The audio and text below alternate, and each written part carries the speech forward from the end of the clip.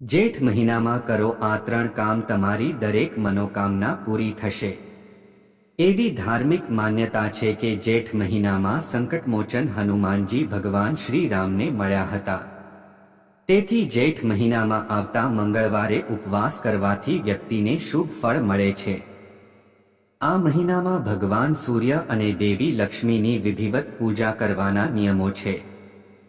જેઠ મહિનામાં કેટલાક નિયમોનું પાલન કરવું ખૂબ જ જરૂરી છે। આવો જાણીએ જેઠ મહિનામાં શું કરવું અને શું ન કરવું જોઈએ। એ જાણીએ તે પહેલા આ વિડીયોને લાઈક કરજો, ચેનલને પણ જરૂરથી સબસ્ક્રાઇબ કરજો અને કોમેન્ટ બોક્સમાં જય શ્રી રામ, જય બજરંગ બલી જરૂરથી લખજો અને વિડીયોને છેલ્લે સુધી જોતા રહેજો। તે પહેલા જેઠ મહિનાનું મહત્વ જાણી લઈએ। હિન્દુ ધર્મમાં જેઠ મહિનાનું વિશેષ મહત્વ છે। જેઠનો સ્વામી મંગળ છે। આ ગ્રહને હિંમત અને બહાદુરીનું પ્રતીક માનવામાં આવે છે। આ સાથે જેઠ મહિનો પણ ભગવાન વિષ્ણુના પ્રિય મહિનાઓમાંનો એક છે। આ સાથે જ આ મહિનામાં ભગવાન હનુમાન પ્રથમ વખત શ્રી રામને મળ્યા હતા। આ કારણે જેઠ મહિનામાં આવતા દર મંગળવારને બડા મંગલ તરીકે ઓળખવામાં આવે છે। જેઠ મહિનામાં ભગવાન વિષ્ણુ, દેવી લક્ષ્મી અને ભગવાન શિવની પૂજા કરવી શુભ માનવામાં આવે છે। જેઠ મહિનામાં દાન પુણ્ય કરવું અત્યંત ફળદાયી છે। તમે ખોરાક, કપડાં કે પૈસા દાન કરી શકો છો। જેઠ મહિનામાં ગંગા સ્નાનનું વિશેષ મહત્વ છે। તેથી આ મહિનામાં ગંગામાં સ્નાન કરો અને જો શક્ય ન હોય તો નહાવાના પાણીમાં ગંગાજળ ભેળવીને સ્નાન કરો। જેઠ મહિનામાં તલનું દાન કરવું ખૂબ જ ફળદાયી માનવામાં આવે છે। આમ કરવાથી ભગવાન વિષ્ણુ પ્રસન્ન થાય છે। આ મહિનામાં તલનું દાન કરવાથી વ્યક્તિ અકાળ મૃત્યુથી બચી શકે છે। જો તમે શારીરિક રીતે સ્વસ્થ રહેવા માંગો છો તો તમારે સૂર્યદેવને જળ ચડાવવું જોઈએ અને ઘરના મંદિરમાં ભગવાનને ગોળનો ભોગ લગાવવો જોઈએ।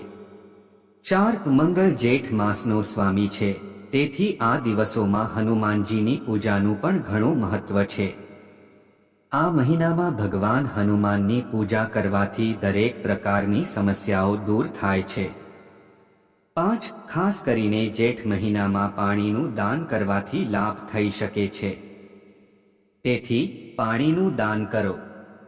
આ મહિનામાં મંત્રોના જાપ કરવાથી મન શાંત થાય છે તેમજ વ્યક્તિને શુભ ફળ પણ મળી શકે છે। જેઠ મહિનામાં જરૂરિયાતમંદોને દાન કરવું જોઈએ। તેનાથી વ્યક્તિ જીવનમાં હંમેશા શુભ ફળ મેળવી શકે છે। જેઠ મહિનામાં આવતા વ્રત અને તહેવારોના હિસાબે પાણી, વૃક્ષો અને છોડની પણ પૂજા કરવી જોઈએ। ઘરની આસપાસના વૃક્ષો અને છોડને પાણી આપવાનું ધ્યાન રાખો। જો તમે ઉનાળામાં વૃક્ષો અને છોડને પાણી આપો છો તો તે સુકાઈ જવાથી બચી જશે અને લીલા રહેશે।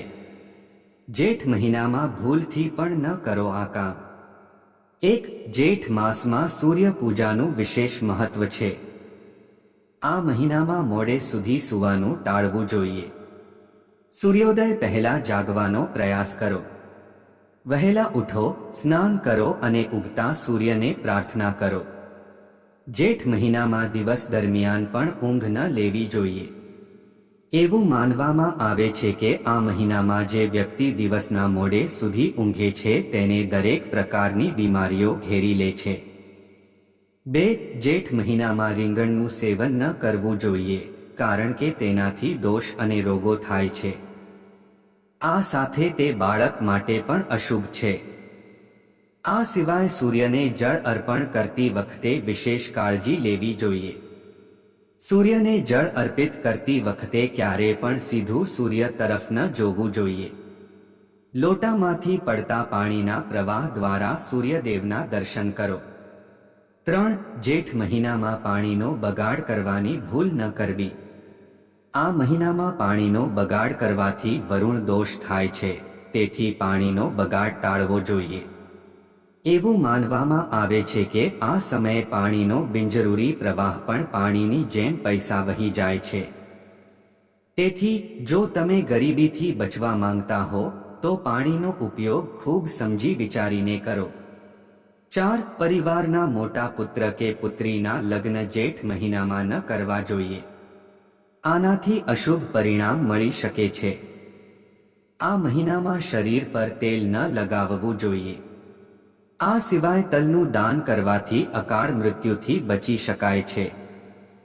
જેઠ મહિનામાં મસાલેદાર ખોરાક ખાવાનું ટાળવું જોઈએ. આ મહિનામાં હળવો અને સાદો ખોરાક લેવો જોઈએ. 5. જેઠ મહિનામાં તમામ મંગળવારનું ખૂબ મહત્વ છે અને તેથી તેને મોટો મંગલ કહેવામાં આવે છે. જેઠ મહિનામાં કોઈ પણ મંગળવારે ન તો પૈસા ઉછીના આપો કે કોઈની પાસેથી પૈસા ઉછીના ન લો.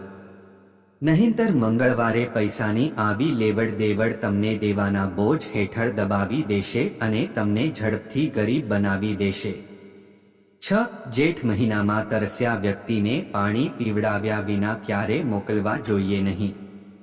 આવી સ્થિતિમાં જો તમારા ઘરે કોઈ મહેમાન આવે છે તો તેને ચોક્કસપણે પીવા માટે પાણી આપો.